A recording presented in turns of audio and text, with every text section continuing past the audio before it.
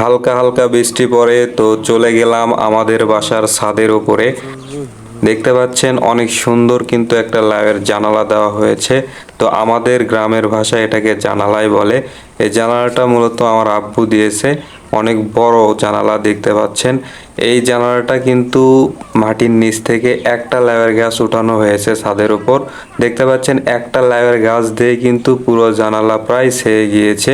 অনেক সুন্দর কিন্তু লাউও ধরেছে, আপনাদেরকে আমি দেখানোর চেষ্টা করতেছি। দেখতে পাচ্ছেন সামনে একটা লাউ, অনেক সুন্দর সুন্দর কিন্তু লাউ ধরেছে, যদিও সাইজটা একটু ছোট, তারপরেও দেখতে পাচ্ছেন অনেক পরিমাণে কিন্তু লাউ ধরেছে।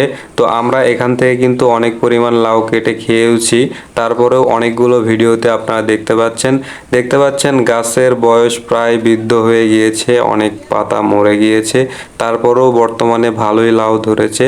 তো আপনারা চাইলে আপনাদের বাসার ছাদের উপরে এরকম একটা পরিকল্পনা করতে পারেন। দেখতে পাচ্ছেন অনেক সুন্দর কিন্তু লাগতেছে, বিশেষ করে লাউয়ের যে আগাগুলো রয়েছে, তো এগুলো কিন্তু আপনারা সবজি হিসেবে খেতে পারেন। পুরো জানালার ভিউজটা আপনারা দেখতে পাচ্ছেন। তো আপনাদেরকে কেমন লাগলো এই ভিডিওটা অবশ্যই নিচে কমেন্ট করে জানাবেন। ধন্যবাদ।